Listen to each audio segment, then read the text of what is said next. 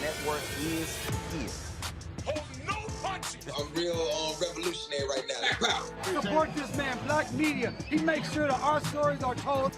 Thank you for being the voice of Black America, Roland. Stay black. I love y'all. All momentum we have now, we have to keep this going. The video looks phenomenal. See, this difference between Black Star Network and Black-owned media and something like CNN. You can't be Black-owned media and be scared. It's time to be smart. Bring your eyeballs home. You dig?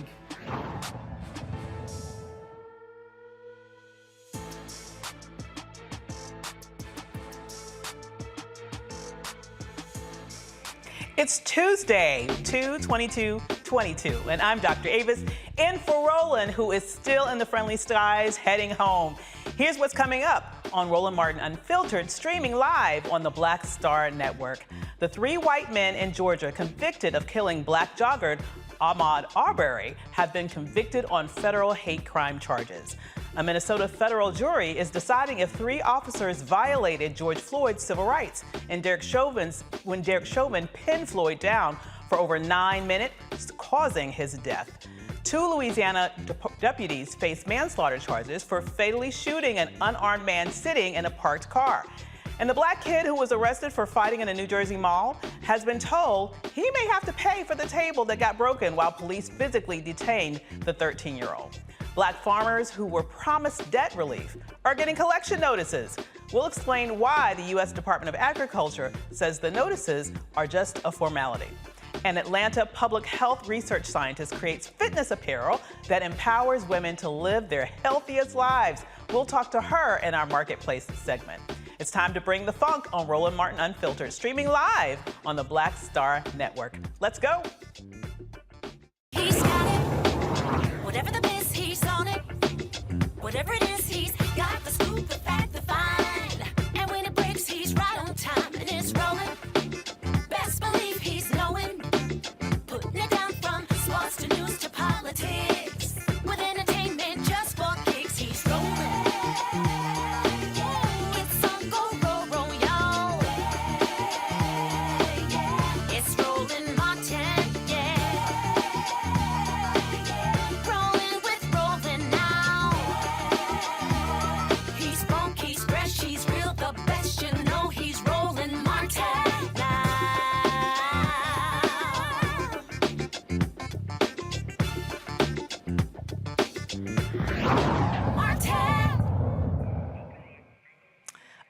jury in Georgia found 3 white men guilty of hate crimes and attempted kidnapping for the 2020 murder of Ahmaud Arbery after agreeing the men targeted him because he was black.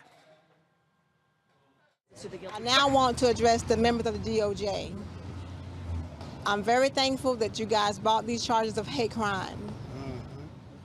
But back on January the 31st, you guys accepted a plea deal with these 3 murderers who took my son's life.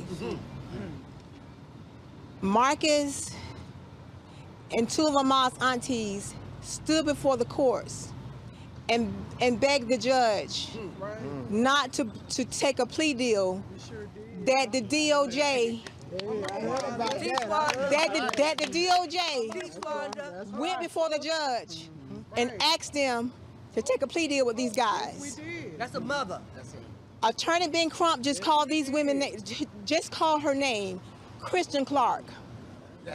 As I traveled to Brunswick on that Sunday afternoon, I spoke to Christian Clark and the lead attorney, Tara Lyons, begging them to please not take this plea deal. They ignored my cry. I begged them.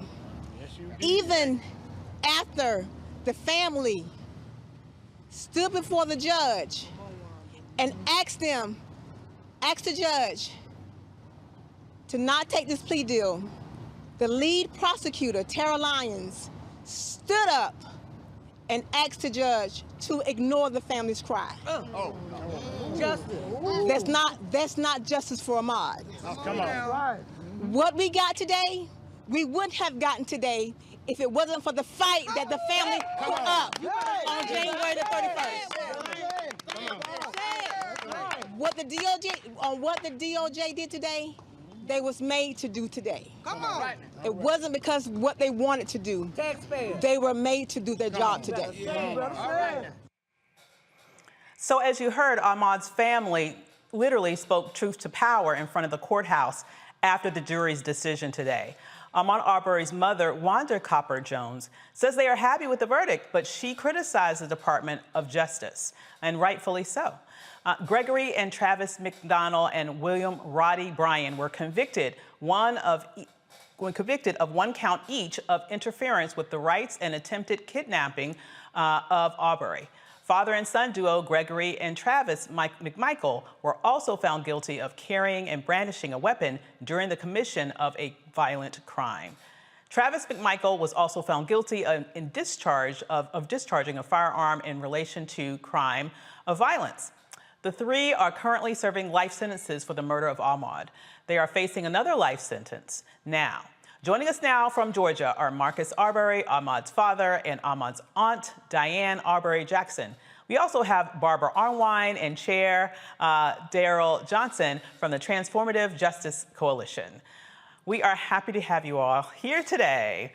Well, you know, this was justice delayed, not justice denied, but I'm so happy to hear Ahmaud's mother speak truth to power as she did today.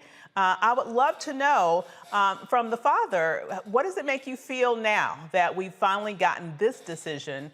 Do you feel finally that justice has been served? Yes, justice has been served, but of course, you know, we still don't have Ahmaud with us, so it's still a hurt thing. Absolutely. Because that's the part that hurting real bad, but we did get justice. Mm-hmm. I completely understand. Now, were you feeling frustrated as well? That the Justice Department really attempted to plead this out without taking this case to the mat, in which they were ultimately forced to do once the plea deal was not accepted.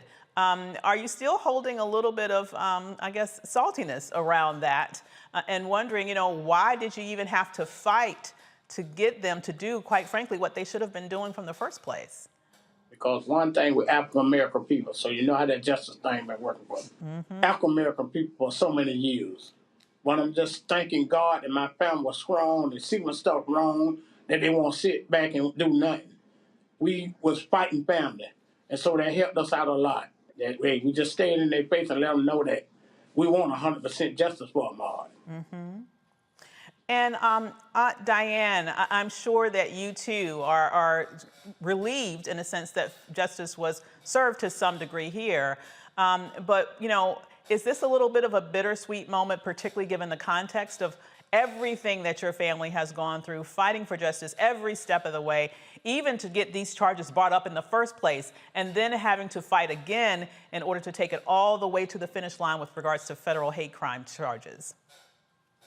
One thing I done learned through all of this here, when you put God first and God put people in your life that'll show you how to fight, and that's what we did with Miss Barbara Arwan and Darryl Jones.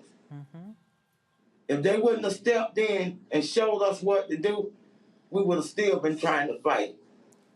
My goodness. So I thank God for what they came in and did, because we was on a stumbling block. Some of us was getting sick until they came in and showed us what we needed to do. And we did it. And now ain't nothing can stop us now. Love that. Everybody gonna pay for what they did to Ahmaud. Wonderful to hear that, as they should. And so it's so wonderful to see you here, Barbara Arwan. Wonderful to see my sister here.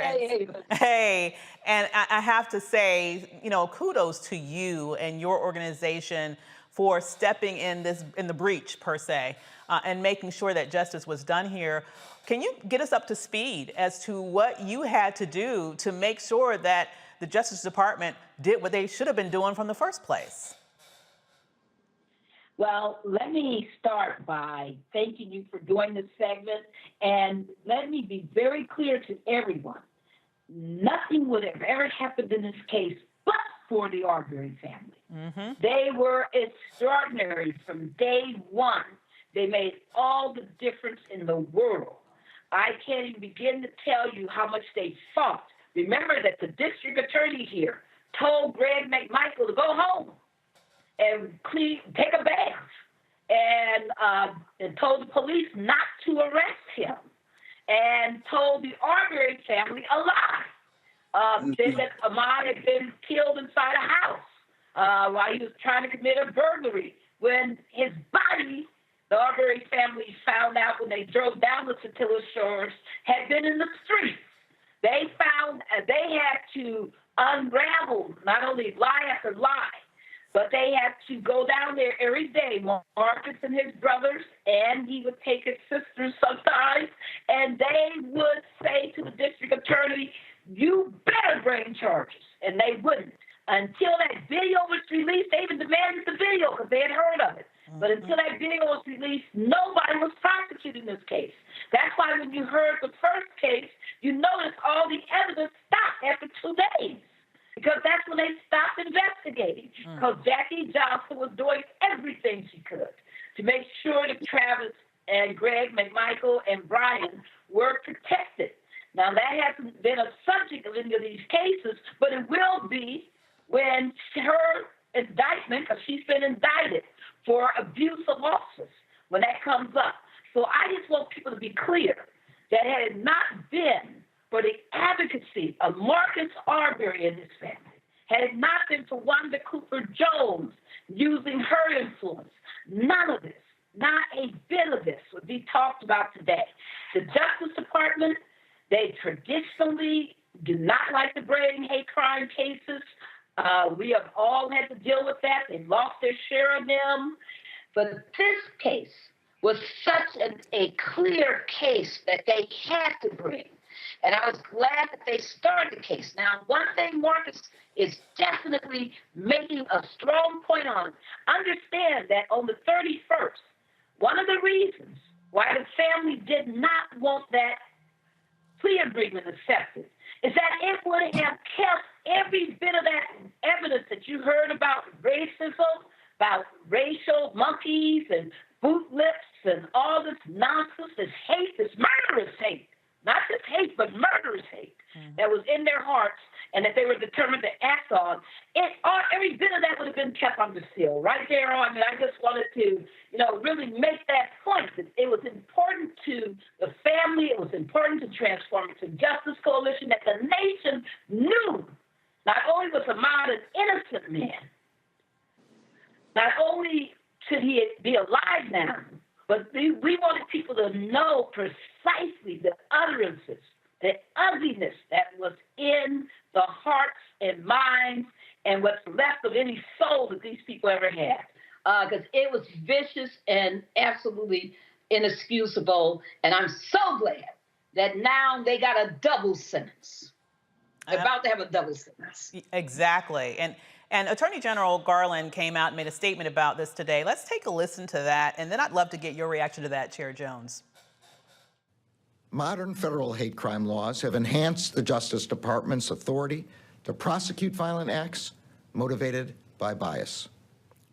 Throughout our history and to this day, hate crimes have a singular impact because of the terror and fear that they inflict on entire communities.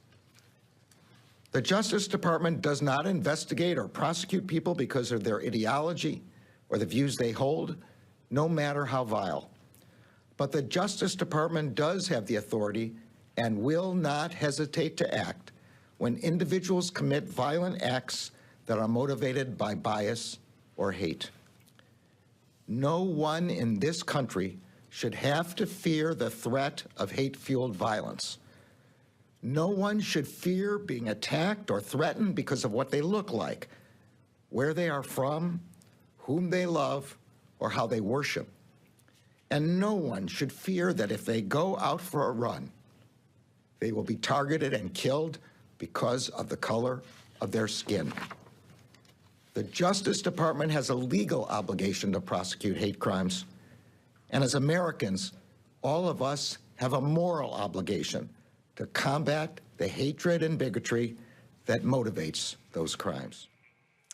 Well, those were sure very eloquent words about how horrible hate crimes are and how the Justice Department has a moral obligation to prosecute. But I'm curious, Mr. Jones, chair of the Transformative Justice Center, you know, does his word actually jive with the actions of the Justice Department? Because he didn't even mention the criticisms of Mr. Arbery's mother today, which were totally based in fact. You know, and that's an excellent question. And, you know, as everyone here knows that, you know, I am not a huge fan of Merrick Garland in terms of the strength that generally the Justice Department should show.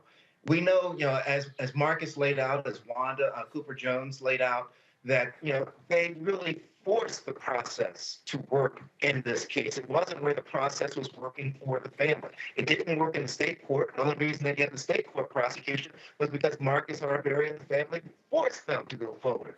And similarly, on the federal side here, you know, while the federal prosecutors, the government did an excellent job of trying the case. They did just a yeoman's work of trying that case. However, as Marcus and Wanda Cooper Jones point out, but they were forced to try the case, and that was the downside of it. So while the words of Merrick Garland are really wonderful and well-sounding, they ring on some hollow ears with regards to what was forced upon them to try this case. Again, that doesn't take away from the quality of the prosecutors and what they did in trial. But the problem becomes, particularly for Black folk, African American, we don't want to be in a position where every time that we have a hate crime, we need an Arbery family that's going to fight to get to the point of having a hate crime prosecuted. That's what we want to be certain becomes the norm rather than the exception. So, you know, while, you know, the words are great, we need to be certain that we hold him accountable to those words. That, you know, because we know that this won't be the last one, but we do want it to be the last time. We need to have an Arbery family that's forcing the federal government to go forward with the trial. Absolutely. And I'd love to bring in our panel here to get their perspectives on it. Joining us tonight are Michael Imhotep, host of the African History Network show, and Demario Solomon Simmons, civil rights attorney and founder of the Justice for Greenwood. First of all, starting with you, Michael. Starting with you, Michael.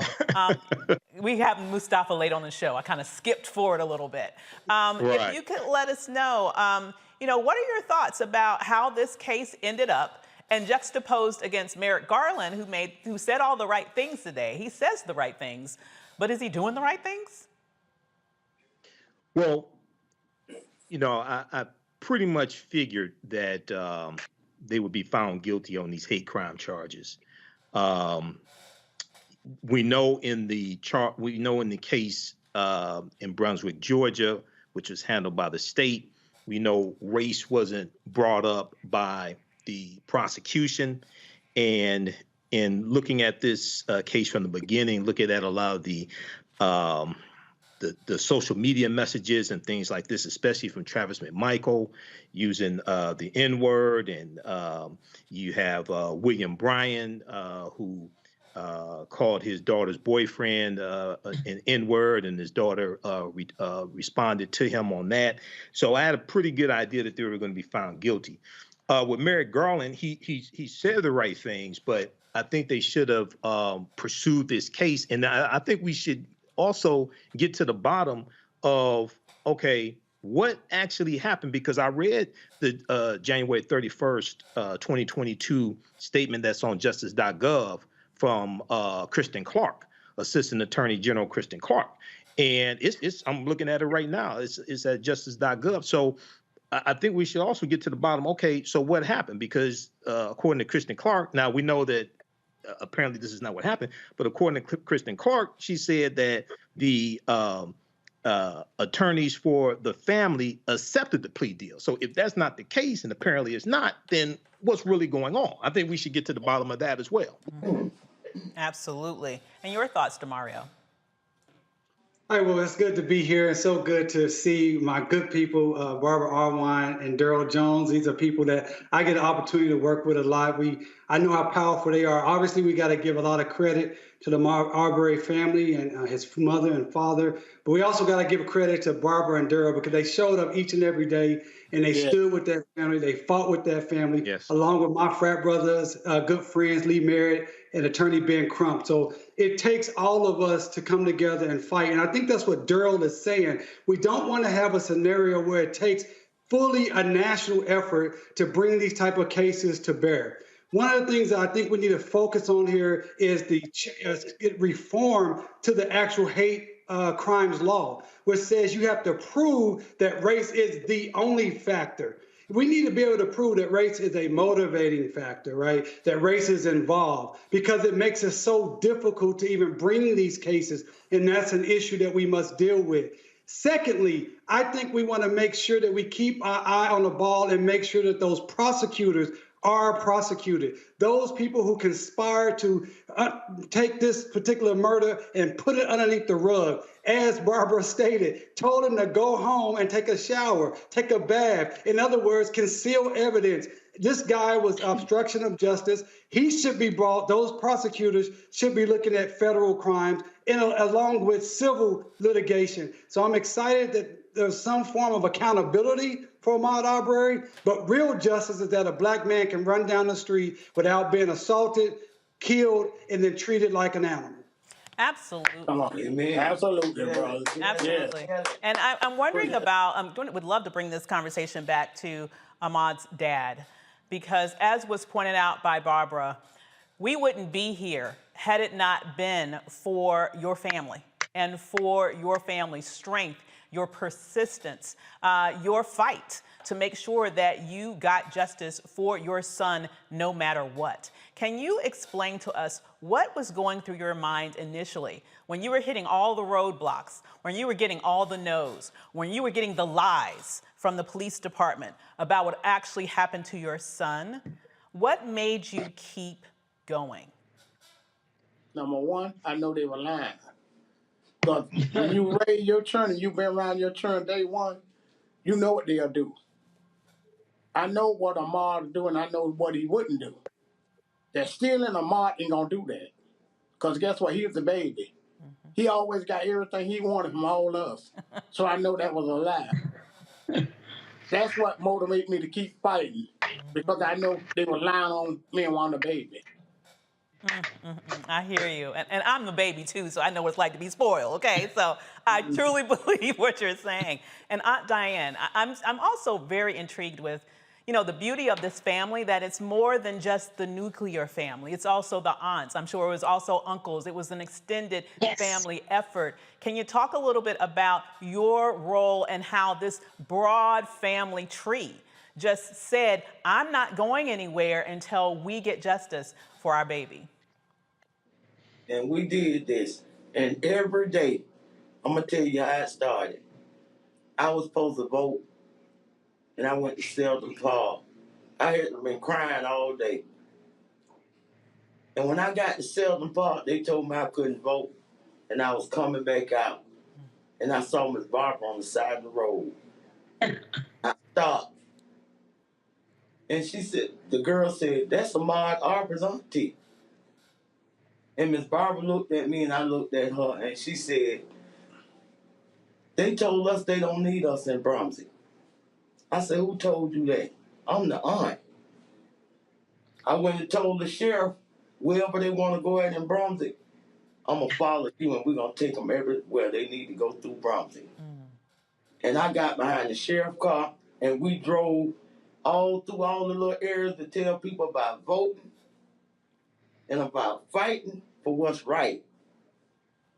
And from that day one, she said, Diane, I promise you and your family, me and Dara are going to be with y'all till this is over with. And let me tell you something.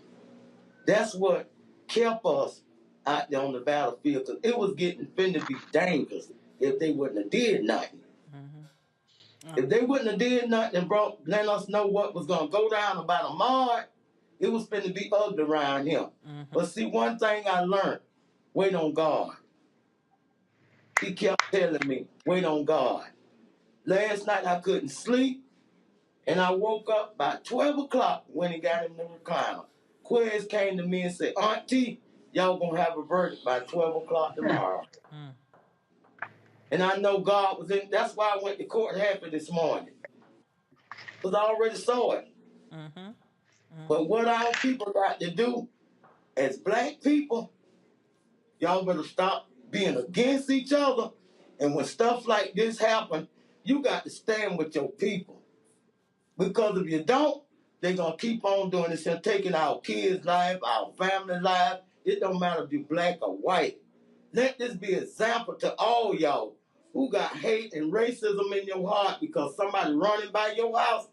Don't go in the house and get no gun. If you feel like they're doing something wrong, call 911. If they would have did this, Quez would have been here today. Yes. It's still not over with. At the end of the day, when all this is over with, where's me and my family gonna go at? We ain't got Quez no more. Absolutely, absolutely. And that is the precious nature of life. No matter what happens with his murderers, unfortunately, his life can't be replaced. But Barbara, you know, I'm hearing that you forged a special bond with this family. Both you and Daryl forged a very special bond with this family. And it's almost like, you know, it does sound like it was almost divine intervention, right? You just happened to be there and someone said, hey, that's the aunt right here. Can you talk a little bit about the human connection that you made with this family and what that meant to you in terms of doing all the things that you had to do to make sure that we got to today? Wow.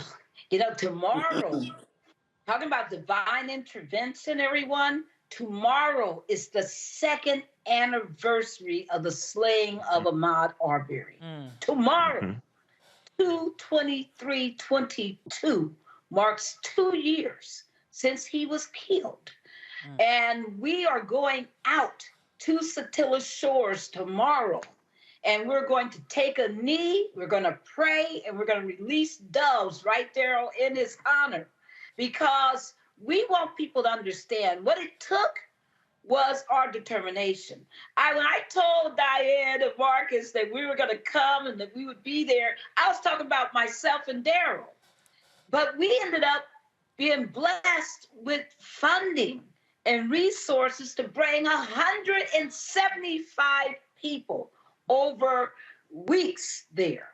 We were able to, and I'll let Daryl talk more about how we awakened the Brunswick community because they had people scared. People didn't even want to march. They didn't want to show up. And I know people are saying, but wait a minute, Barbara, didn't thousands march in 2020? Yes, but that ended. And all of a sudden, the family was isolated and they were abandoned. And we said there's no way that's going to happen because this story is a story about Black love, about Black perseverance, but it's also about God's will for justice. And that we weren't going to sit back for 1 second and abandon this family. So we brought in all those folks, but also we built up so that people understood the pressure, the real treasure, I should say, that they had in Brunswick in the Arbery family. That family is remarkable. It's a gift to mankind, to humanity. They have leaders like Marcus Arbery. Oh, when I met Marcus, I was blown away. Now, Diane already had me going because I knew her strength. But Marcus just took it to another level because he's not only a father, he's also, his heart is the heart of a leader. And I just cannot begin to tell you how sacrificial this family has been. Do people think it was any fun for this family to sit through 2 trials where they had to see vicious, ugly, graphic pictures of the murder of Ahmaud?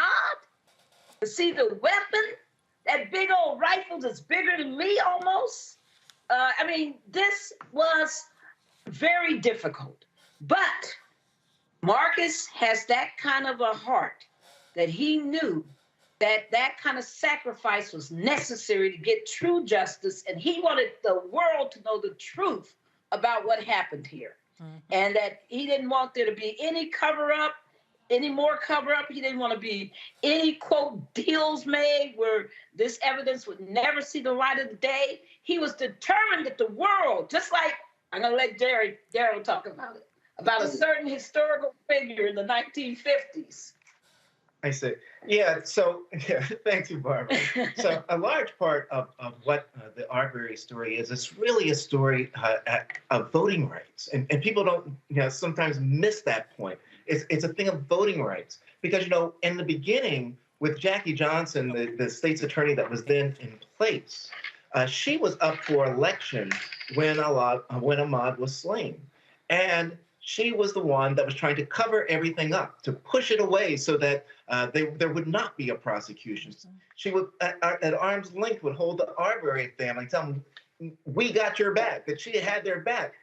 That was a large part of what made this a voting rights situation. And it was the Arbery family that then got involved, that had to actually get petitions of signatures to get a name on the ballot because Jackie Johnson was up for re-election, and ultimately able to get the name on the ballot and get that person elected. But I tell you the bigger piece to this, in 1955 in Money, Mississippi, there was a similar situation that kind of sort of happened with a young man that was 14 years old named Emmett Till. And Mamie Till in that situation wanted to be certain that all the world saw what these white folks in Mississippi did to her baby, did to her child. And so she was going to have an open casket so everybody could see it. What we do is we draw an analogy from then to now, because what the Arbery family did in demanding that the Department of Justice have a federal hate crime in this case, they were demanding that the casket in this case be opened up for all the world to see all the vicious hatred that went into the killing of their son. And the strength that it took Emmett Till's mom, Mamie Till, to watch and see him in that casket laying like that is the same strength and character that it took this Arbery family to sit through this federal hate crimes trial. That's why we draw the analogy. That's the reason that we stand by the Arbery family. We appreciate what they've done and what it took of them to do it. When we initially met Marcus Arbery, he's very close, they want to talk. He's never gotten to the point where he's open, he's ready to talk. He's taking, how do they say, he's taking the gloves off. This is what he's going bare now. He wants people to know. He's not going to back down. That's not who they are. Know the facts, know what happened, and own up to what you did. That's all that he's ever said for those defendants. Own up to what you did and let all the world know. And that's what they've done in standing up in this federal hate crimes trial And the third prong of this is going to be the trial of Jackie Johnson, that state's attorney. And we hope everybody comes down for that trial. And again, I know that the Arbery family will not be wanting them to have any pleas. They want that open. They want everything admitted as to what she did so everybody can understand what a bad prosecutor, a corrupt prosecutor looks like. Absolutely. And do we know when that trial is scheduled to take place, roughly? Not yet. That's the scary part, is that we know that she was indicted in November, and that ordinarily, if you're indicted in November, by December, you have some type of initial appearance, arraignment, and trial dates. There's no trial date that's been publicized for this Jackie Johnson case. But you can rest assured that, they're not playing with bumblebees here. We're wasps. We sting. We're coming in. We're going to find out what's going on and be certain that it happens. Come on now. I hear you. All right, they about to get stung again, it sounds like. Michael. Hey, that's right. Michael. 100% justice. Exactly. So Daryl brought in a historical lens into this discussion, and I would love to be able to tap into your expertise in that area. What's really sad to me is it almost seems like we haven't progressed at all since the days of Emmett Till. I mean, we do at least have this case brought through to conclusion where we do have convictions here. Right. But there are so many similarities. And as was the case previously, as was rightly pointed out, you really had to have a family that was was determined to make sure that the world knew what happened to their child.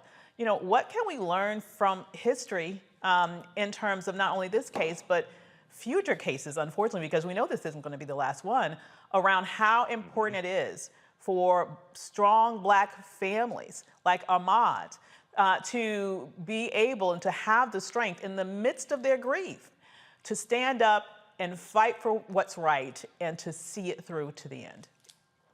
Well, I think there's a few things here. Number one, when I first heard about this case, I thought immediately of Emmett Till.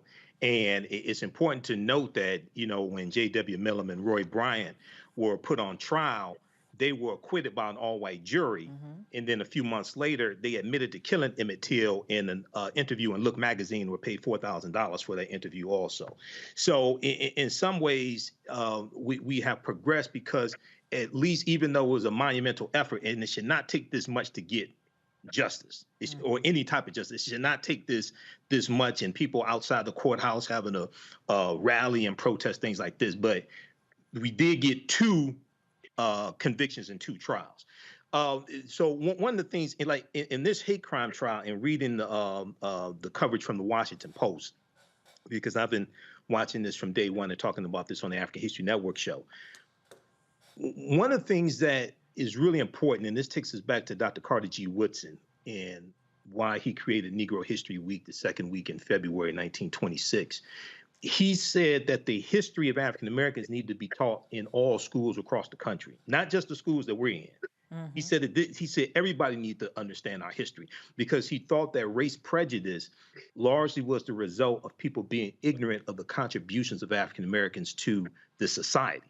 And when you read some of the statements, especially from somebody like Travis McMichael, who's 36 years old, it causes you to understand. I know they're in Georgia. I know Georgia has the largest Confederate monument of anywhere in the country. It's called Stone Mountain. I've climbed to the top of Stone Mountain. I know that the citizens arrest law that they said they were trying to arrest him on after the fact.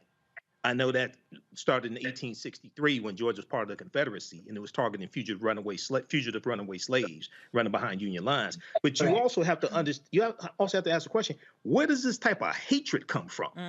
That these men will harbor this type of hatred, and then you look at the statement that William Bryan's daughter said in response to William Bryan calling her boyfriend the N-word. She said, "Yes, he's Black, but honestly, it's just a color." She said it doesn't define him or make me love him any less. So this is why the history of African Americans has to be taught all in schools all across the country, because when it's not, it allows this type of hatred to manifest itself and to fester. Right. That's right. Well, we're joined now by Dr. Mustafa Santiago Ali. We're glad to have you with us, and you're joining the panel. And I would love to sort of carry that thought through because, Michael is absolutely right in terms of the importance of Black history and making sure that everyone understands not only our struggles, but our victories and our contributions to this nation and the world, quite frankly. Yet, here we are, ironically, at a time where in essence, we're engaged in a modern day book burning era, right? We're engaged in an era where you have laws passed, like in Florida, where basically you're saying, if you teach anything that makes white people uncomfortable, we will come and get you, okay? We will stop you.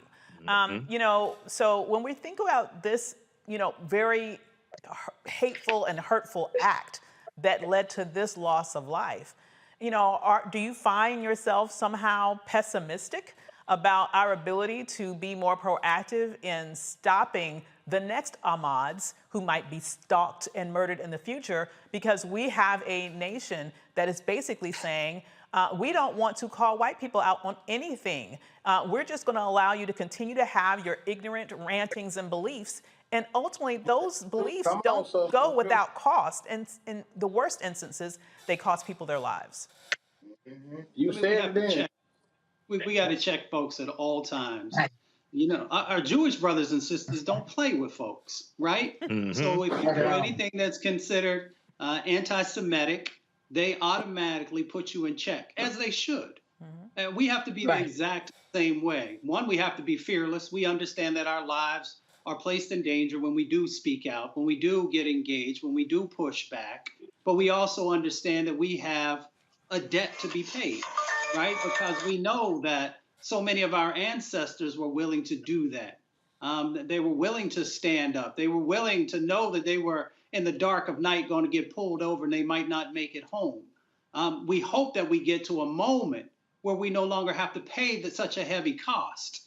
But we also understand, because much has been given to us in all kinds of different ways, maybe not just monetarily, but in cultural and spiritual aspects, that we understand that we have to continue to step up. We also understand, let's be very clear, that in this country, you get just as much justice as you can afford. And we continue to pay for justice in all kinds of ways that other communities don't have to.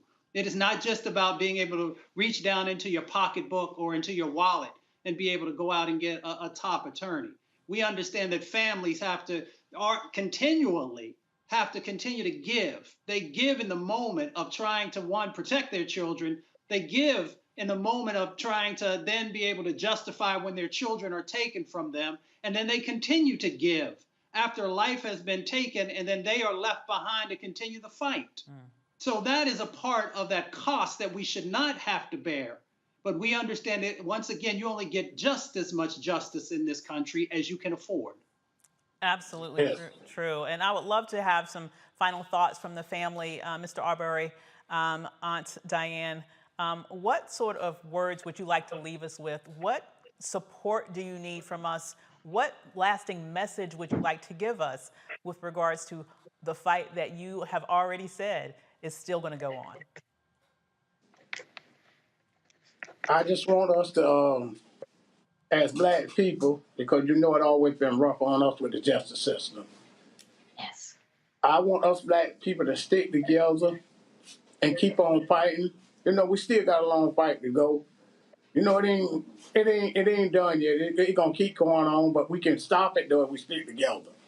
We stick together and keep fighting like how Ms. Barr and the Dare done and the attorney done and all the people ride together to get justice for Ahmaud. That's how we got to do it. More people got to start stepping up too. More African American people got to start stepping up. Stop sitting back looking. If you got churn and stuff and you love your churn, get involved. Because one day it might knock on your door and you're going to need somebody to help you. So you better get involved before it happens again. I love it. Very, very wise words. Thank you so much for joining us this evening. We are so thankful that you took the time to speak with us today. Thank you. Absolutely. Absolutely.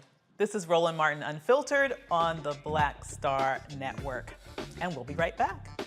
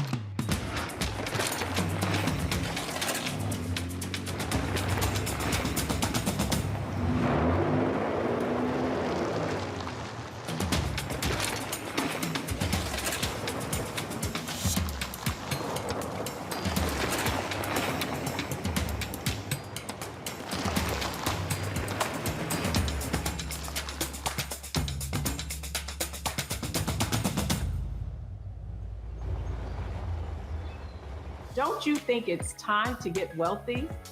I'm Deborah Owens, America's Wealth Coach, and my new show on the Black Star Network focuses on the things your financial advisor or bank isn't telling you. So watch Get Wealthy on the Black Star Network.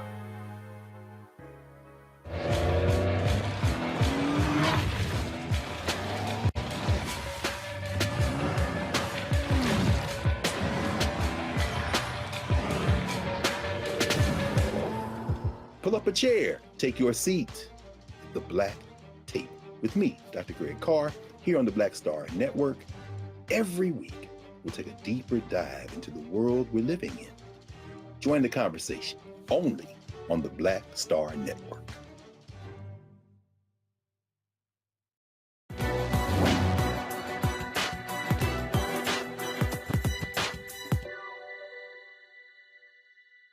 I'm coming out 100% real.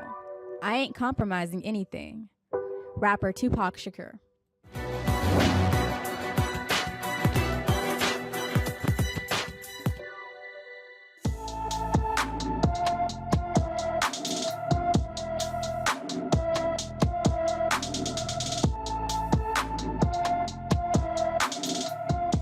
Brina Jackson was last seen on February 11th, 2022 in Natchitoches, Louisiana. The 15-year-old is 5 feet 2 inches tall, weighs 135 pounds, with black hair and brown eyes. Brina has a butterfly tattoo on her chest and a tattoo above her right eye. Anyone with information about Brina Jackson should call the Natchitoches Police Department at 318-352-8101. Y'all remember the black teen from New Jersey who police officers handcuffed after a fight with a white teen at a mall that they gently set down on the couch, right? Well, the mall says Zaki Hussein's family is responsible for paying for the broken table. Mind you, that's the table that got damaged when the officers arrived and slammed Zaki down. Okay, so Zaki's attorney, Ben Crump, posted this on Twitter about the incident. It has just been discovered that the mother of Zaki, the black teenager involved, was told by the head of mall security when she went to pick him up that she would be responsible for the cost of a broken table that law enforcement knocked over as they used explicit bias and excessive force, slamming her 13-year-old son to the ground, face first, and putting a knee in his back. This offensive and unacceptable demand of payment continues to exemplify the desperate treatment of white families and black families in America. The only people who should be asked to pay for the damaged table are those who engaged in biased policing and caused it to be damaged, the Bridgewater Police Department. Zaki and his family believe the police mistreated him because of his race. I would love to go, first of all, to Mustafa around this issue.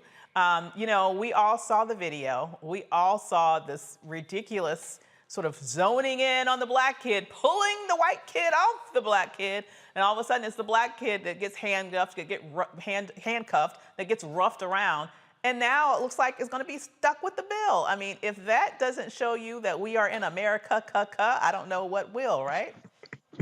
Oh, without a doubt. But once again, we have power in this situation. So every person of color, every person who says that they are an ally to the black community, because remember we had a whole bunch of people jumping out before and then they kind of went back into the shadows.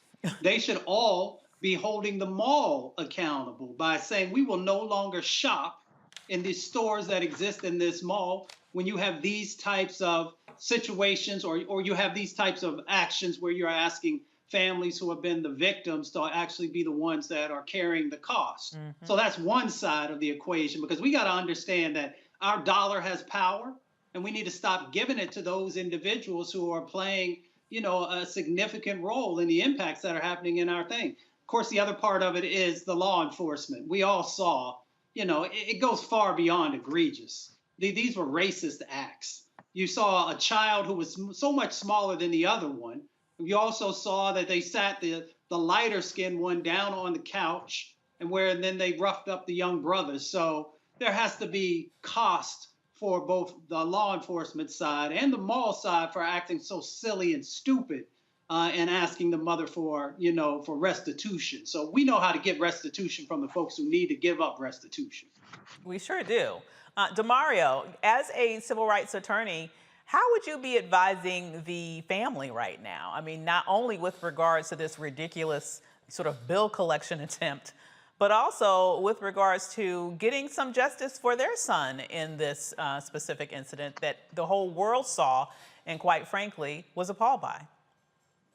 Yeah, as a civil rights attorney who deal with these type of cases on a daily basis, what I would be advising the family who find yourself in a situation where there's this explicit bias and discrimination. Number one, hire you a very good attorney, which they've done. My fraternity brother, Ben Crump, one of the best in the nation. And make sure that you are being very, very diligent in getting the witness statements outside of what we have as with the police video. Because we want to understand, how did this fight actually start? Who actually called the police? What did they actually state? Because other people may be liable. My brother Mustafa just said that we may have to hold the shopping mall accountable based upon not shopping there, but they may hold some liability because in the 911 calls, what did they call in and say to cause the police to come and do what they did? Mm-hmm. And then these police officers should be sued what's in a 1983 civil rights claim. Unfortunately, we have to deal with qualified immunity. So this is the opportunity that we got to continue to talk about the monster of qualified immunity that we need to get reformed through the George Floyd Policing Act.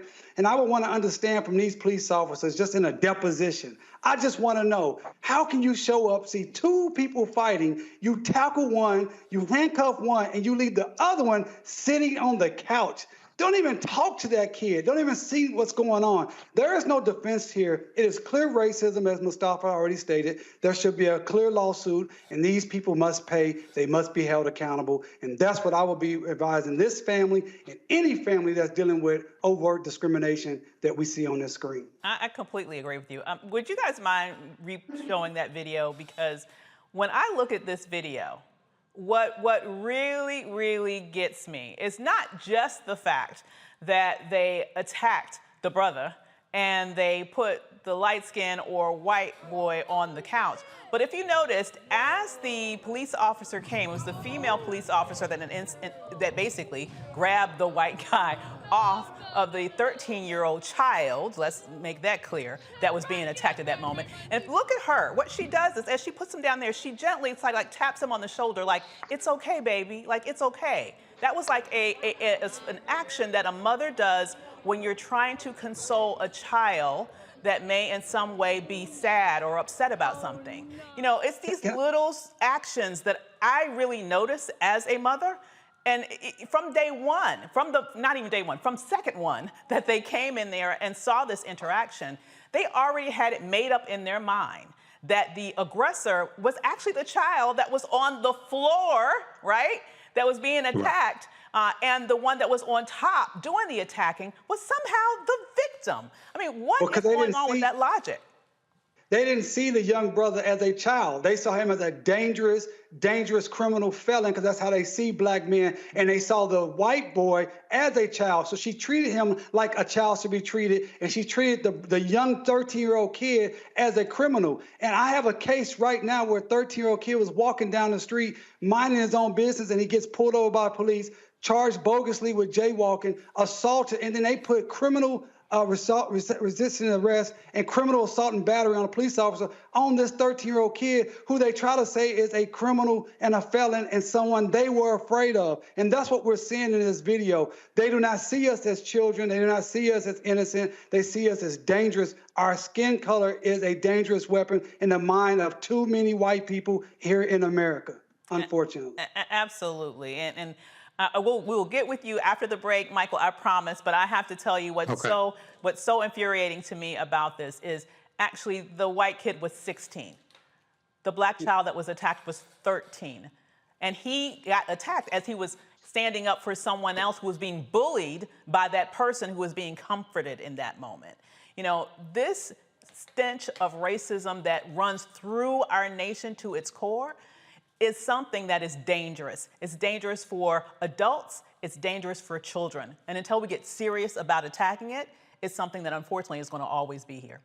Roland Martin Unfiltered will be right back after this break.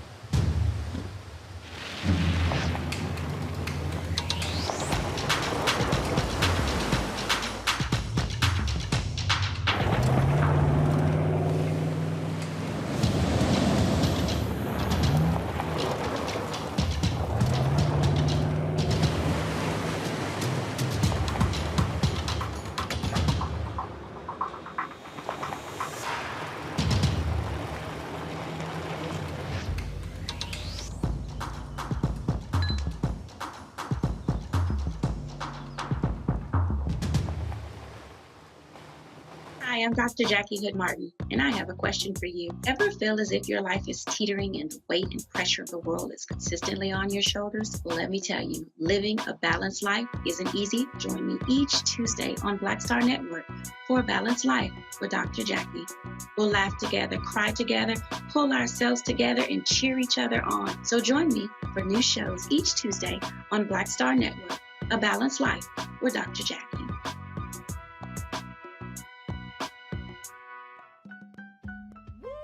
We're all impacted by the culture, whether we know it or not. From politics to music and entertainment, it's a huge part of our lives, and we're going to talk about it every day right here on The Culture with me, Faraji Muhammad, only on the Black Star Network.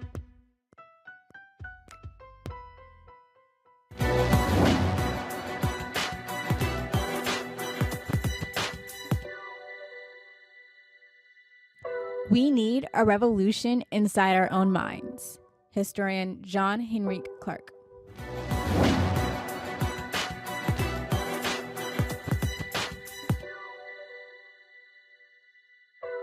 Black farmers across the nation face further challenges as some say they are dealing with collection notices instead of the promised debt relief offered by the federal government.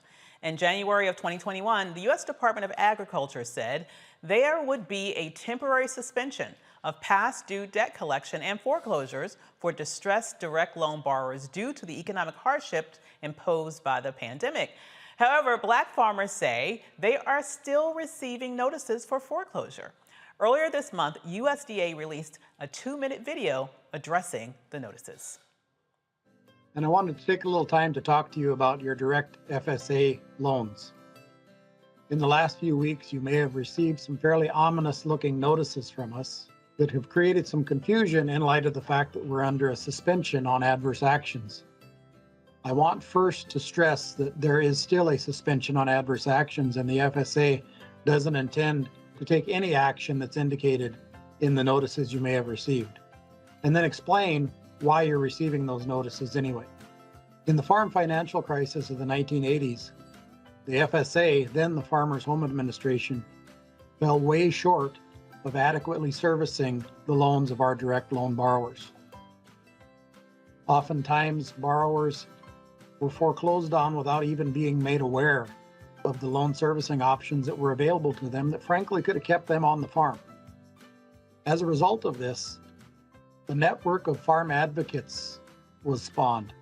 And those farm advocates did a great job of raising awareness, so much so that in the Ag Credit Act of 1987, Congress very clearly delineated the processes that we must undertake to notify borrowers of primary loan servicing options. That's why you received those notices today. I want to stress that this is only to make sure that you're aware of your loan servicing options. I further want to stress that you don't need to have missed a payment in order to exercise those primary loan servicing options. I highly encourage you to reach out to your local Farm Service Agency loan staff and explore those options and see what we can do to help you ensure that you've got a bright future in producing the food and fiber that this country. The Center for Public Integrity reports in 2021, farmers repaid about $538,000 to the USDA from February to November, despite the suspension. Joining me now is the president of the National Black Farmers Association, John Boyd. Wonderful to see you, Mr. Boyd. Thank you for having me. Now, I can only imagine the, heart drop that farmers are feeling, especially black farmers are feeling, especially given our history of having our lands being snatched out from under us. What are you dealing with in terms of being able to get accurate information to the black farmers that your organization organizes? Well, first of all, thank you for having me. And I can't help but to jump right in on that video. Black farmers don't need, new loan servicing or call for some sort of new option. We got the best deal we're going to get, 120% debt relief. And we've been blocked in 12 different lawsuits by white farmers who stopped the $4 billion of debt relief that I personally, myself and others worked on for over three decades to get debt relief. We didn't get it in both of the settlements, the Black Farmers Settlement, which I worked on for a very, very long time. And then after 2016, it was in the Farm Bill, it was taken out. And then it finally passed last March by the help of Senator Cory Booker and Senator Ralph Warnock from Georgia, put $5 billion for farmers of color. Farmers of color include black farmers, Native American farmers, Hispanic farmers, Asian farmers. We finally got this little bit of justice because of all of the centuries of discrimination and wrongdoing. And then white farmers had the audacity to sue us and call it reverse discrimination. And we were some sort of way harming their farming operations by black farmers receiving debt relief. Shame on white America and shame on white farmers for not understanding this horrific history and didn't take it into consideration. The whole 30 years I was trying to get debt relief for black farmers, white farmers never called up, never once reached out to me and said it was problematic or reverse discrimination. It was only problematic when it became reality and when it was passed and signed into law. Last July, President Biden said he would sit down with me to talk about next steps to come up with some sort of resolve from the administration. It's Black History Month, and I'm here to remind the president that meeting still hasn't happened. Wow. So if you can then explain to us, so it sounds like you're in a little bit of legal limbo, right? That you have this law that is saying that you should have, and your farmers and black farmers should have debt relief. Yes. But at the same time, they're getting, not only these collection notices from the Department of Agriculture, you also have the president who is saying that he's going to do something about it, but he's yet to have that sit down with you to figure out some way that they can mitigate the damage that this lawsuit is putting against you with regards to the white farmers' actions. Does it feel like you're in a little bit of a sort of conundrum here? I mean, what are black farmers to do at this point? I think what the administration came out with some sort of equity commission that they think is going to be helpful. We don't need another commission to talk about the stagnant numbers that I've shared with you and Roland and the panel before. We need action. Yes. We need relief. We need access to credit. We need loans. And when that gentleman was talking about loan servicing, white farmers was getting debt relief. That's what debt relief is. 1951, S as in Sam. That's the loan servicing for this country under the United States Department of Agriculture. White farmers were receiving debt relief with ease when black farmers was receiving loan foreclosure notices in the mail, 30 days to pay their balance full. So we were never offered the debt relief. White farmers got it and got it with ease. And if it was up to these federal courts, they'd get it twice, and we still haven't gotten it. And that's what the difference here is. One specific race, in this case, white men, receiving all of the loans, all of the servicing, all of the subsidies, and then you have black and other farmers of color who receive peanuts. And now that we have fix this, white farmers want to run to the courts for protection. they chose very conservative. It's getting a lot. It's very, very conservative judges that they chose, and very, very conservative courts, and they're well-oiled machine. We need resources to fight this. There's a civil rights gentleman on your panel. He's a firecracker. It sounds like he needs to take a look at this too. But we have a summary judgment that we're trying to respond to in the coming weeks in the state of Florida, and we filed amicus briefs. The National Black Farmers Association and the American Farmers, Native American Farmers Association has filed amicus briefs in all 12 cases. So we're barely meeting these deadlines, but we need the support of Black community. We need athletes to get involved. These rappers and entertainers, they have to get involved in the Black Farmers movement. The oldest occupation for Black people in this country is farming, and we're facing extinction. So we need the involvement, and we need the support, and we need the help. Absolutely. I would love to bring DeMario in to ask a question if he would like. To me, when I hear what you're saying, and I'm trying to think about the motivation of these white farmers bringing this lawsuit to try to block your debt relief, in my mind, I believe, and you can definitely feel free, Mr. Boyd, to answer as well, and then DeMario definitely ask your question. But to me, it seems like they're trying. This is an attempt at a land grab. That's ultimately what I believe is going on. When we were losing the land, through the county committee at USDA, it was white farmers who's dominated these county committees. These 3-member panels in the country are made up of 99% white men. Those farms that were in federal inventory all went to white farmers, 99% who served on the county committee.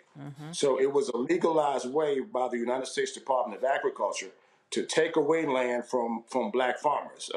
After we got the land from Civil War, that 20 million acres of land we owned at the turn of the century, we're down to 4.5 million acres. We represented 1 million Black farm families strong at the turn of the century. We're down to 50,000 Black farmers in this country. We're facing extinction, and partly due to the United States Department of Agriculture. So they're going to have to help us fix this. And I believe that Secretary Vilsack was the wrong person to send back to USDA when he's had 2 terms to fix it. And he's back there again. He knows the problem, and we don't need a new equity commission. We need some new equity results. Yes, absolutely. We need results. Absolutely. DeMario, I would love to bring you in here. What are your thoughts about what Black farmers can do right now? It's interesting that these white farmers are coming in, and I completely agree. It just seems like a delay tactic to say, oh, let's form a commission. No, let's act. Panels, studies, that's all just delay tactics and ways to keep us from getting the justice that we deserve. As Brother Boyd stated, we don't need equity commissions. We need equity results. And I really appreciate him saying that. This really speaks to me because as old country kid from Oklahoma whose family would own ranches back in the 1820s and 30s that we can trace back to, it really resonates to me to hear how our farmland and our land has been stripped and stolen away from us. When you talk about those numbers, going from 1 million farm families to down to 50,000, going from 20 million acres of land down to 4 or 5 million acres of land, it is disheartening. It is something that we definitely want to rally around you, Brother Boyd. I certainly want to connect with you and your organization, talk about the ways that maybe my organization, Justice for Greenwood, and some of the resources that I can bring with other firms that do pro bono work. We cannot allow this to continue to happen without a fight. We understand what we're up against. We understand that we have a tall hill to climb, but we must fight for our rights and our dignity at all times. And I will fight with you, brother. I will stand next to you. I will speak for you. I will fight, and no surrender, no retreat. Give me a call. We'll get together and we'll try to fight this the best we can for those 50,000 farmers, Black farmers who need relief. Absolutely. Michael, do you have any questions for Mr. Boyd?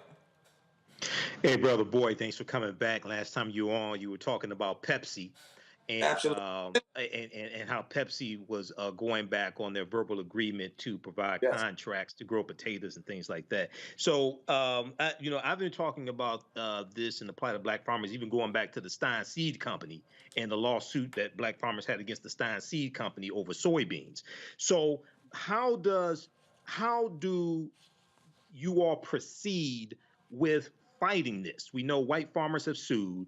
We know this was part of the American Rescue Plan. We know no Republicans voted for the American Rescue Plan. We know Senator Tim Scott of South Carolina went on Face the Nation attacking this debt relief, okay, and as well as Lindsey Graham. So how do you fight this, and how can we help? What role can African Americans play, and also the Congressional Black Caucus also?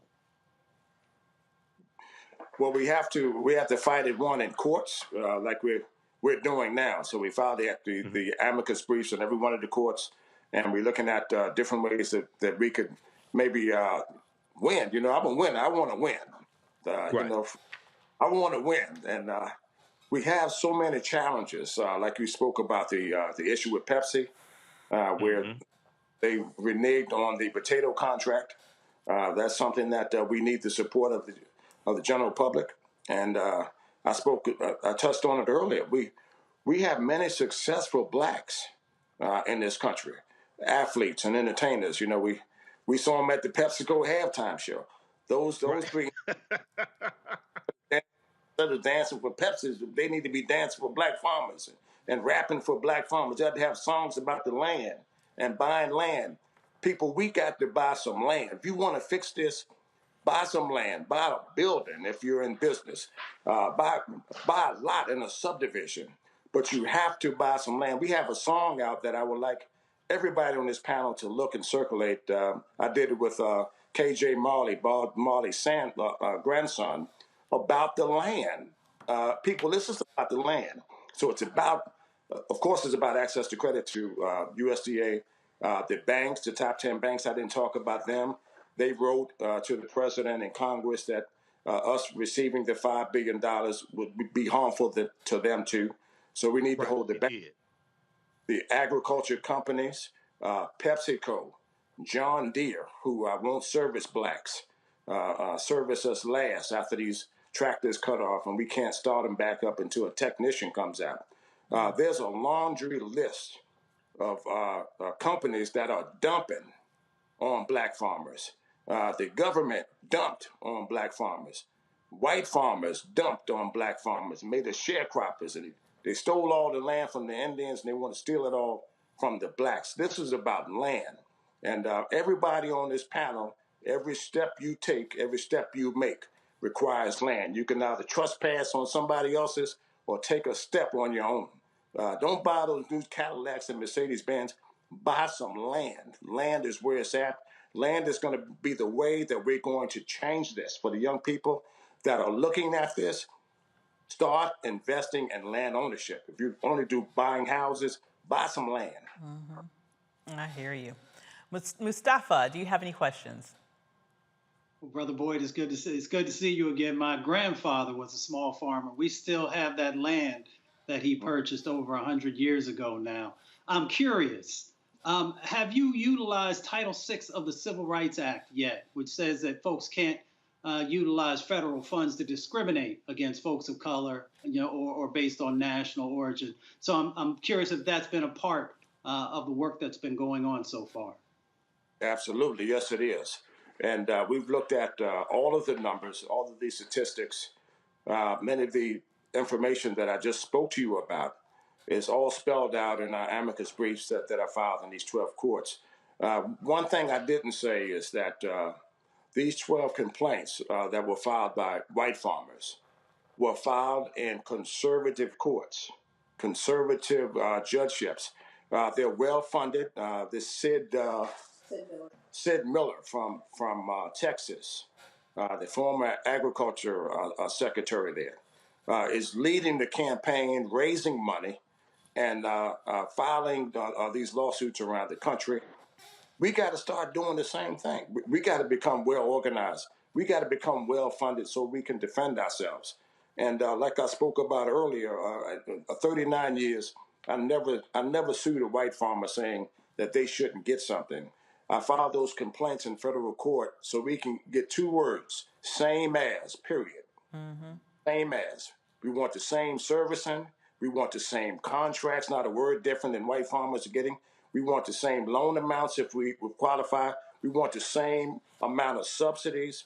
People, same as. Don't look at me because I'm 6 foot tall and 240 pounds and darker skin and deep baritone voice.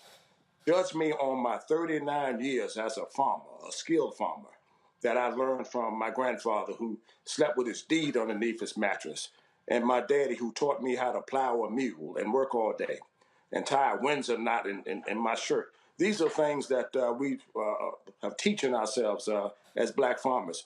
Go back and reinvent the land and get reconnected with land ownership in this country. That's how we're going to become and beat a whole lot of the barriers that affect us right now, by buying land. Well, that is a powerful charge for us all. Buy land. Thank you so much for joining us tonight, Mr. Boyd. Thank you for having me. Absolutely. 2 Louisiana deputies have been fired and charged with manslaughter for killing an unarmed man sitting in a car. Authorities in New Orleans arrested 2 in connection with the fatal shooting last week. Last week, former Jefferson Parish deputies Isaac Hughes and Jonathan Lewis tried to get Daniel Valet out of his vehicle. The deputies say Valet refused to exit and started his engine while the deputies stood in front of the car. Thinking Valet would run them over, the 2 fired into the vehicle, striking and killing Valet. The sheriff say the force of some sort was justified, but not deadly. Hughes and Louise face up to 40 years in prison. So going to the panel around this, starting with Mustafa, you know, how many of these stories are we going to hear, you know? And the first question that always comes to mind for me when these things happen is, we're only hearing the side of the story from the people who are alive. To what degree do we even trust at this point these stories that come out of police departments when there are so many examples of stories that later on are proven to be nothing short of pure fiction? You know, first of all, where's the body cam? Where is the, you know, the cam from the police cars, so that folks can see firsthand? But even beyond that, why are you trying either pulling over somebody or asking someone to exit their car? Because they have their own sets of rights. They have a right to know why you are, you know, slowing them down, holding them up, trying to, you know, do all these different types of things. So for me, you know, I go back to the basics, because we often have police officers who will say, well, I feared for my life. Well, one, you need to have better training, evidently, if that, you know, in many of these instances when you keep saying you're fearing for your life, and it continues to be this reoccurring narrative that happens again and again. But that's, you know, that's ancillary. You know, it really goes back to the fact that we continue to dehumanize black and brown folks, and that it makes it easier for folks to do these types of, you know, just these deadly acts. So, you know, there's so many unanswered questions, but it really goes back to the dehumanization that we continue to see play out, which allows in people's minds the justification of their actions. Absolutely. And DeMario, you know, Mustafa makes a good point here. It feels like a broken record, right? We always hear this excuse, I fear for my life, I fear for my life. I kind of feel like if you're that scared, do you really need to be a police officer? Right. Right. No, like I said, we talk about this every week, and I'm just thinking about a case I was looking at right before, a couple hours before our phone call. I have a client, the police report said that they shot him 9 times, point blank range, right through the window. When this video comes out, it's going to be unbelievable for people to see. And in their police reports, they said that my client tried to run over the deputy's partner. But on the body cam, you see the deputy on the other side of the vehicle, at the back of the vehicle. He's nowhere close to it. So to your question, can you believe these reports? No, absolutely not. They lie every day, all day. They're taught how to lie. Another thing we need to continue to understand, when these people, and I deal with this all the time, when these people are killed by the police, particularly in something that's public like this, it is traumatic for the families. Regardless of what type of civil or criminal punishment, it is traumatic for the families. So as much as I sue police officers and cities and try to get justice and put them in jail for doing the wrong thing and being unjust and unconstitutional, I still think the best case scenario for everyone that's listening, you want to leave every police stop on your own. You don't want to leave in a hearse or in an ambulance. That is your goal, and you don't want to go to jail. So yes, you have constitutional rights. You should always remember, never consent to a search, never admit to a crime. Never consent to a search, never admit to a crime. However, do not try to litigate the issue out on the street. You will lose. Even if you think you're going to win and you go to jail, you're going to lose. If you get beat up, that's a loss for you. And if you get killed, that's a loss for your family. So do what you need to do to stay alive on the police when you have police contact. Never consent to a search, never admit to a crime. Anything after that, wait to call your attorney. Call someone like me that can fight for you, speak for you, stand for you, but you do not want to leave the police contact in a hearse, an ambulance, or in a police car. Well, you know, Michael, I think that's some wonderful advice that we were given there. Yes. But at the end of the day, it just almost feels like, you know, some of these police officers, it appears as if they have a specific desire to just kill people, and specifically kill Black people. You know, as the mother of sons, you know, we give our kids these talks, but can we even be confident that if they do all the right things, that they would leave an interaction like this alive, no matter their actions? Well, you know, we hope for the best, and that was good advice from DeMario. And I've heard Attorney Monique Presley say some similar things. She said the first thing you have to get in your mind is, this is not my day to die. That's the first, and then from there, do whatever you have to do to stay alive and deal with it legally after the fact. But you know, this whole situation must be pretty bad if the Jefferson Parish sheriff said that the use of force was not justified, and these two deputies were arrested as well. But I want to know, where's the body camera footage also? But this, once again, is tied to the case dealing with Zeke and Joseph in New Jersey, and this deals with the fear of African Americans, especially the fear of African American men. And this is also tied to the three white men, the McMichaels and William Bryan, who were convicted on federal hate crime charges, who harbored a hatred of African Americans, especially African American men, and associated them, especially when you look at Travis McMichael, associated them with criminality and things like this, and acted upon it. And this goes to something that some research that Dr. Philip Atiba Goff has done, and he has a study at the American Psychological Association's website that talks about how African American boys as young as 5 years old are seen as being less innocent, more dangerous, things like this, and they are treated accordingly as well.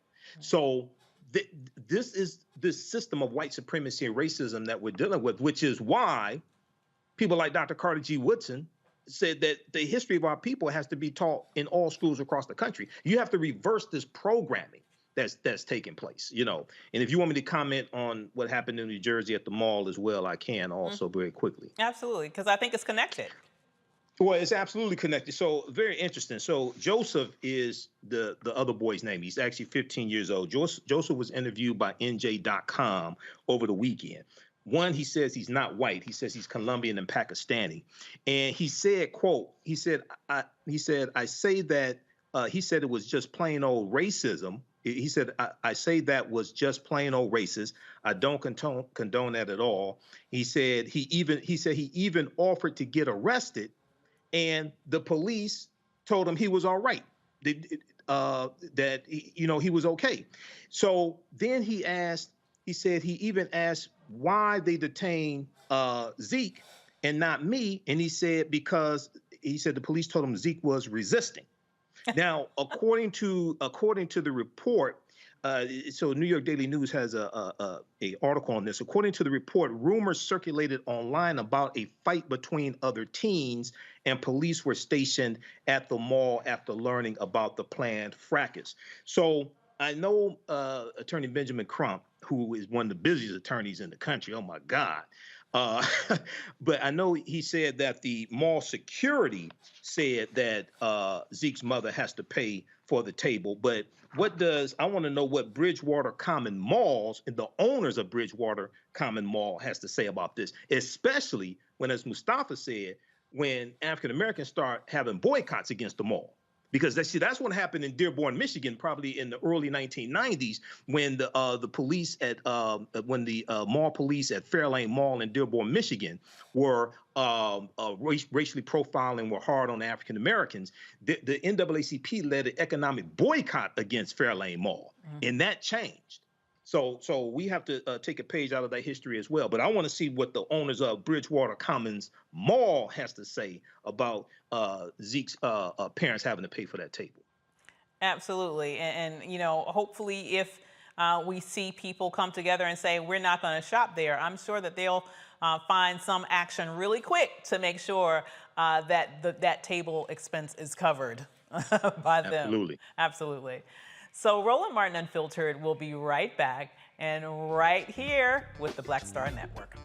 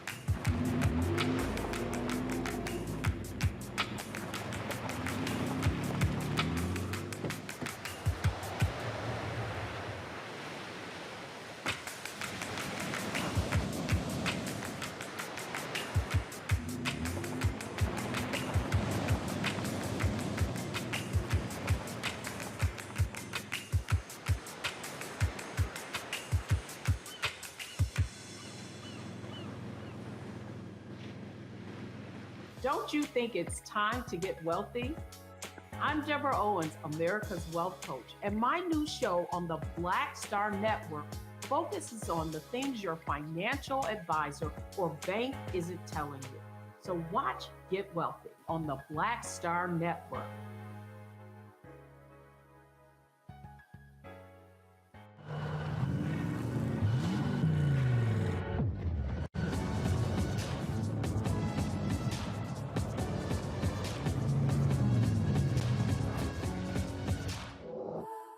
Pull up a chair, take your seat. The Black Tape with me, Dr. Greg Carr, here on the Black Star Network. Every week, we'll take a deeper dive into the world we're living in. Join the conversation only on the Black Star Network. Hello, everyone. It's Kiara Sheard. Hey, I'm Taj. I'm Coco. And I'm Lily. And we're SWV. What's up, y'all? It's Ryan Destiny, and you're watching Roland Martin Unfiltered.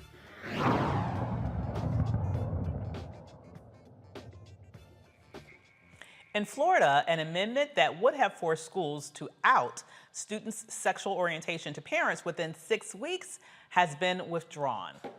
The bill, called Don't Say Gay Bill, was sponsored by Florida State Representative Joe Harding. Harding added the amendment Friday, but it was removed today after outrage before a House question and answer session began. House Bill 1557 has been subject to statewide and national attention and debate, focusing on the effects on the students of the LGBTQ community. And from there, the future of one of Florida's, Fort Lauderdale's, historic Black communities is in question after Florida officials reveal plans to build a bridge through the town. The 80-foot bridge projected to elevate traffic will cost more than $450 million. The project would cut through Sistrunk, one of Fort Lauderdale's oldest Black communities. Residents worry this would be irreversibly harmful to the area that officials have been aiming to develop. Last month, the city of Fort Lauderdale voted unanimously in favor of a resolution expressing support for a train tunnel rather than a bridge.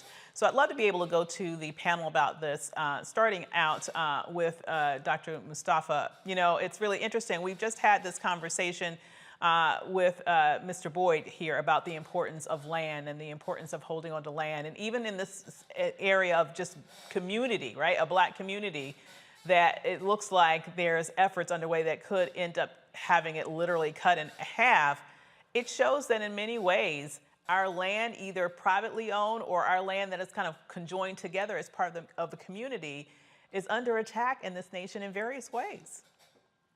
We know that transportation policy has been infused, you know, with racism, discrimination, and biases. We also know, you know, that through those transportation policies, we broke up communities, many times intentional. I'm sure sometimes it may have also been unintentional. We brought wealth into certain communities, and then we dump off pollution in other communities. So I've actually been to this community before. So to actually bring all this additional traffic into that area means that folks are going to be breathing all of this toxic pollution that still comes out of the back of our cars, causing these medical conditions that will exacerbate all kinds of diseases, you know, these cancers, liver and kidney diseases, asthma. So to take away from a community that has been moving forward and trying to be a thriving community and to interject this into it just makes no sense. Absolutely. And I, you know, I'm glad to at least see, though, Michael, that the community it looks like it's fighting back. They're looking to get a tunnel instead of a bridge. You know, what can we learn about just the need to exert power and not just take these sorts of things lying down, that we do have the power to fight back? Absolutely. We always have the power to fight back. But, you know, as I've said numerous times before, the reason why oftentimes many of our people don't fight back is because many times many of our people don't think they're worth fighting for. So at the foundation, you know, you only protect what you respect. So this is why we have to stop referring to ourselves as N-words and B's and thoughts and things like this, all these dehumanizing terms, because you already start out defeated because you think you're lesser than. So when we look at the history of transportation in this country, we see racism encoded in it. And this is one of the things that the $1.2 trillion infrastructure bill, as part of it, to start addressing the harm that the U.S. Interstate Highway Acts of 52 and 56 did, driving 41,000 miles of U.S. interstate highways throughout the country, and it ran through our communities, okay? Wiping out businesses, wiping out homes. It ran through Tulsa, Oklahoma in the early 1970s also, wiping out more businesses and using eminent domain to take our land, things like this. So all of this is connected, but we have to fight back against when we see injustices like this. But this is also an example of how elections have consequences also. And why you have to put the right people in office and hold them accountable to fight against things like this as well. We sure do, absolutely. And as we're getting towards a midterm, that's a good time to be reminded of that reality. You're watching Roland Martin Unfiltered on the Black Star Network, and we'll be right back.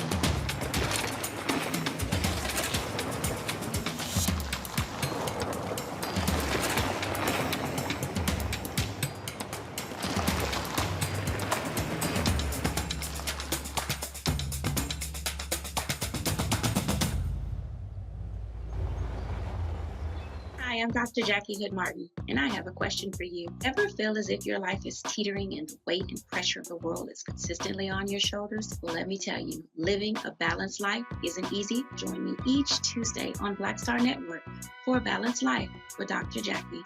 We'll laugh together, cry together, pull ourselves together, and cheer each other on. So join me for new shows each Tuesday on Black Star Network, A Balanced Life with Dr. Jackie.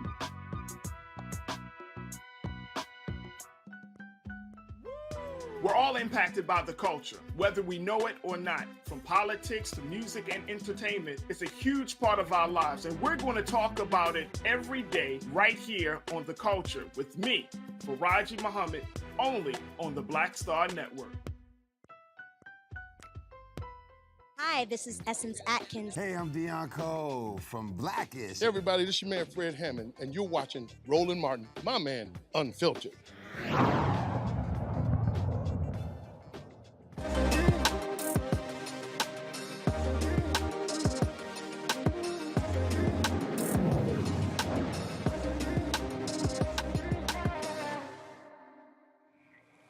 In celebration of Black History Month, Target's Black Beyond Measure campaign amplifies and celebrates Black-owned businesses.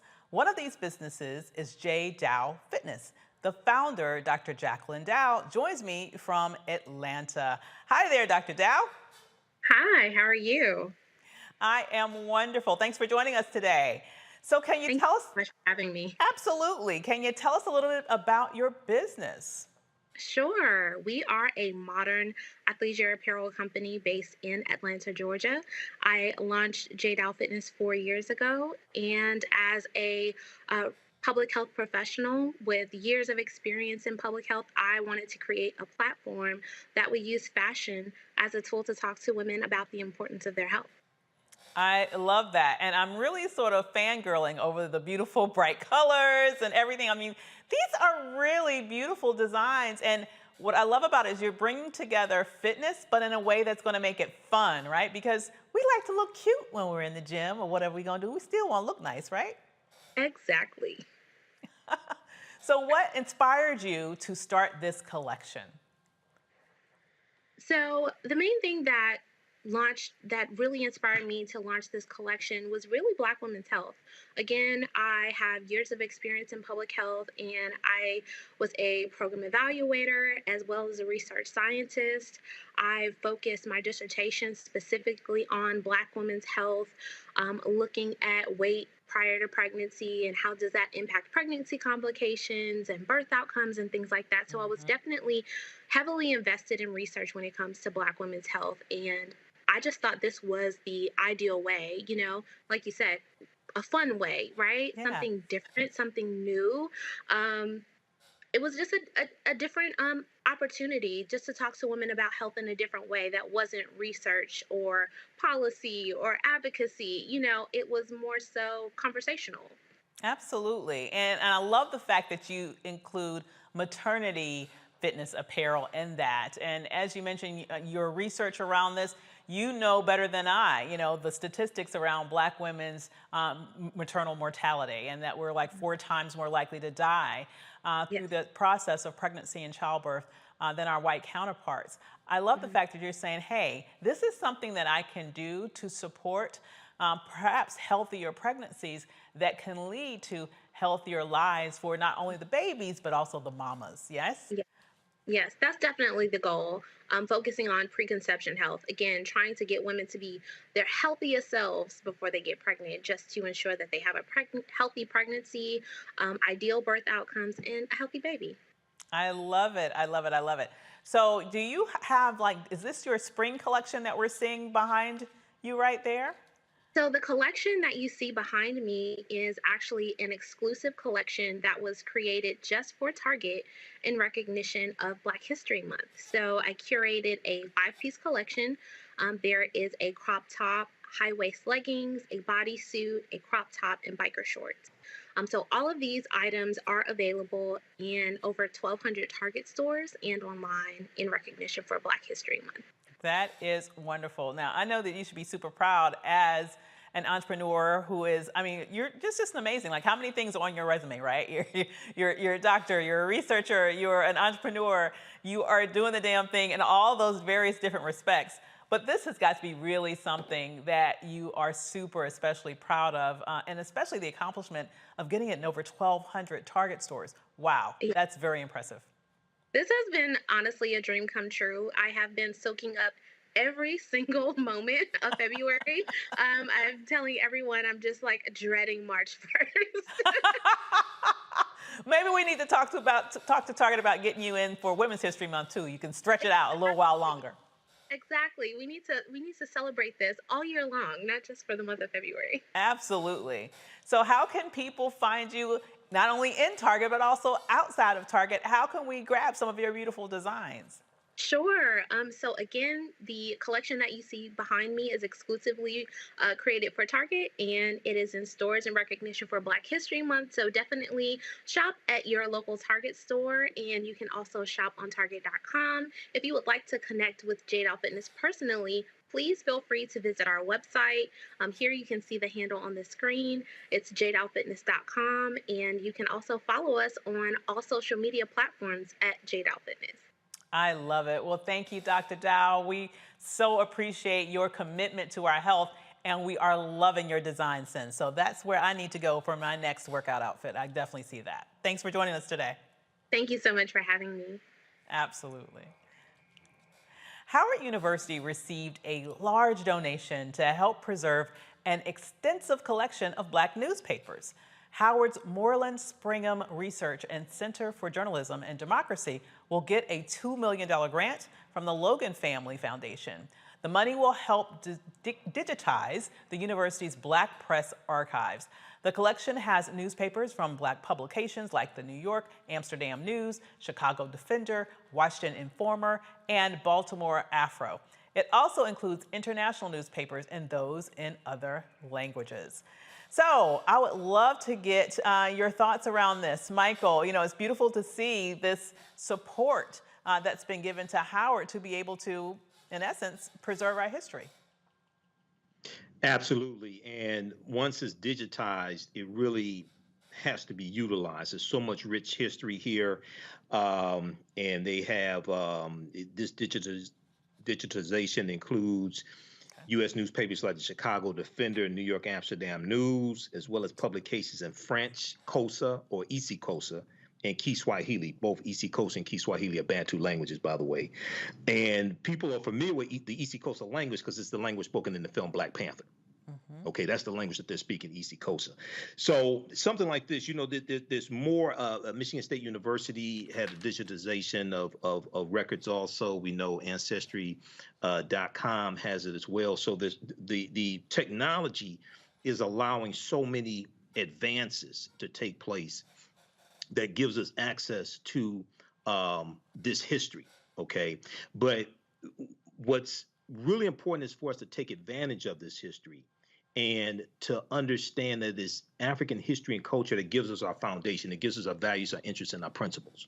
It influences our economic empowerment and how we engage in economics, and our political empowerment, how we engage in politics, as well as two of my teachers, Dr. Leonard Jeffries and Professor James Small, correctly teach us. So this is something that's important, and we need to take advantage of it. Absolutely.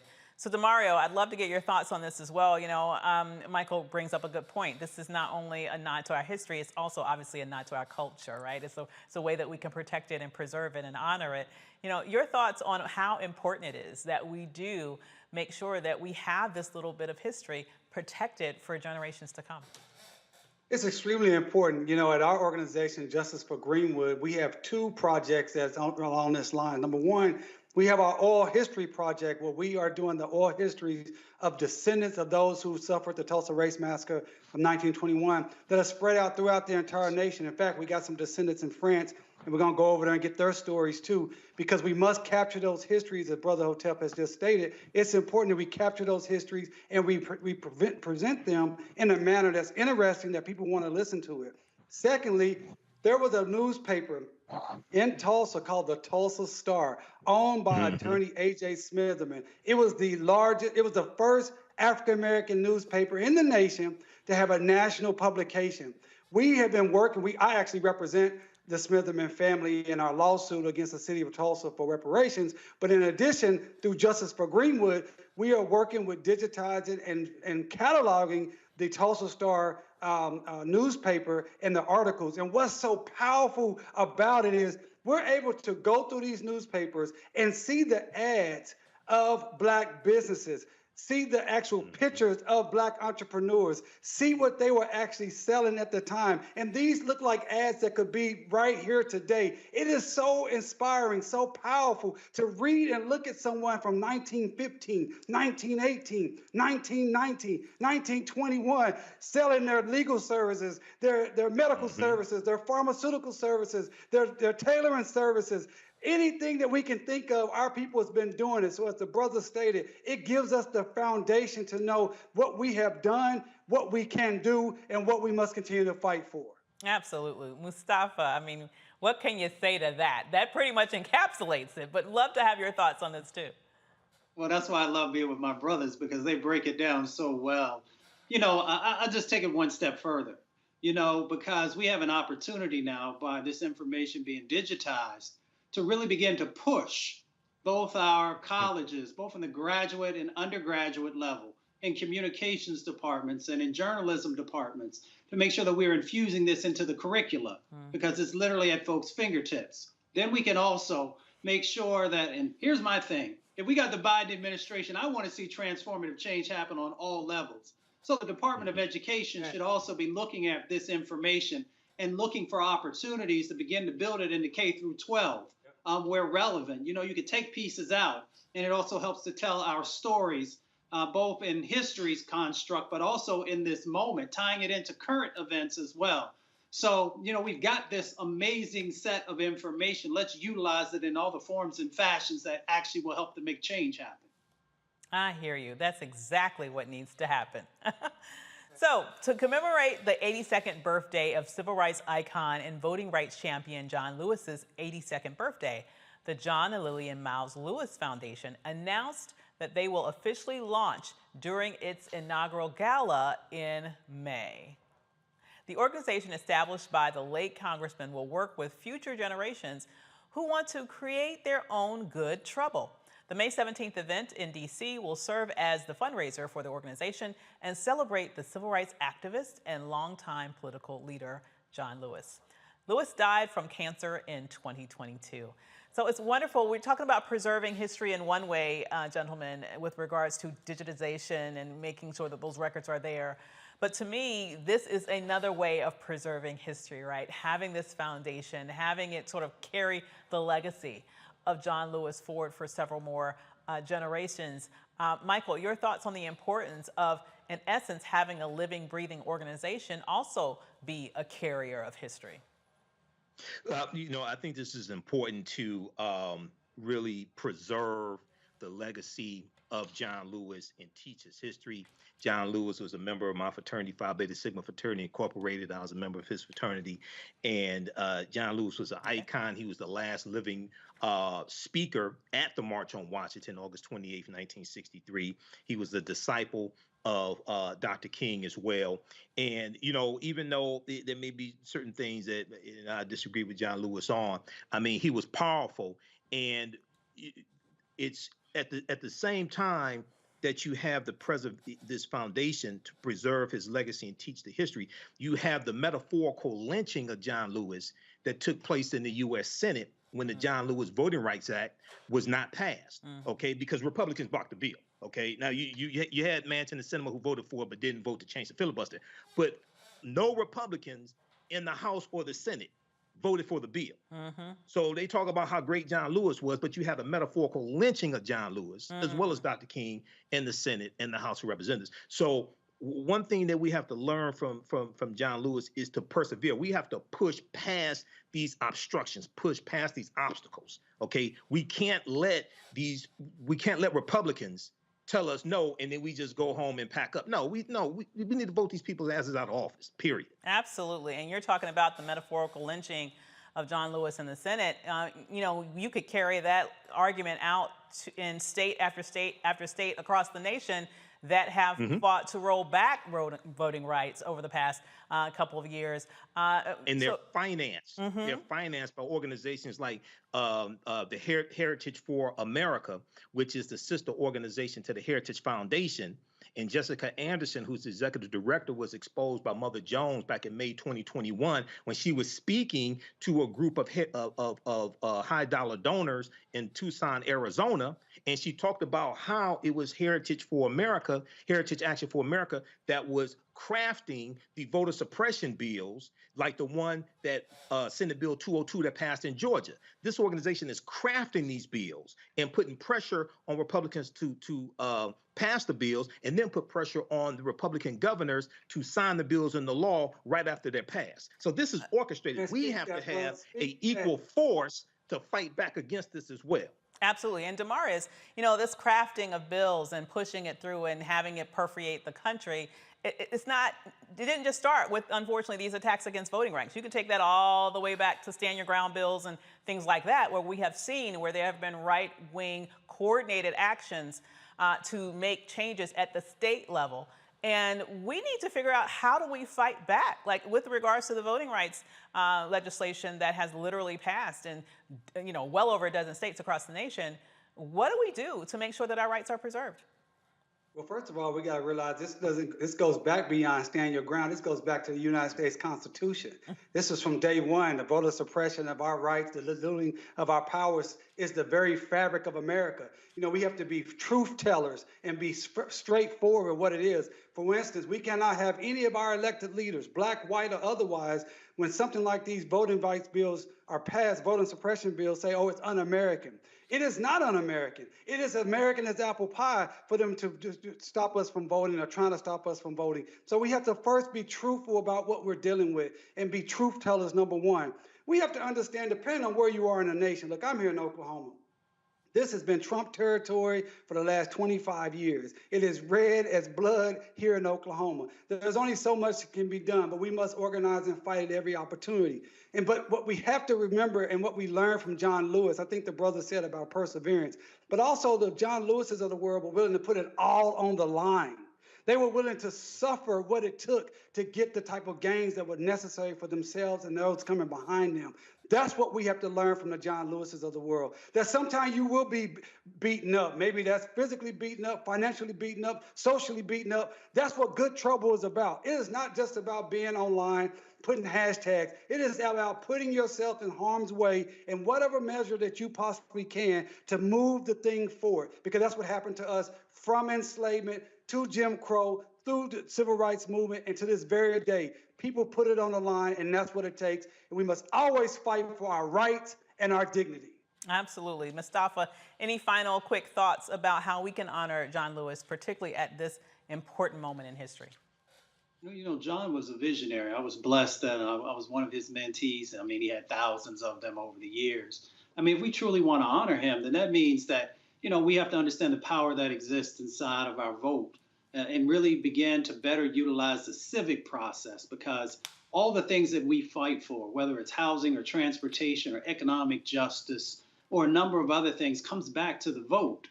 So we have to really begin to better, if we want to honor him, understand the value that is inside of your vote and utilize it in a way that truly begins to uplift our communities and also is focused on transformational change. That's what John was about. He was quiet, but he was always focused on transformational change. And if there's ever a time in which we need transformational change, I would argue that time is right now. So with that said, thank you, panel, for being with us this evening. We are so thankful for all of you watching the show tonight, and we hope you have a good evening. We'll see you next time. Holla.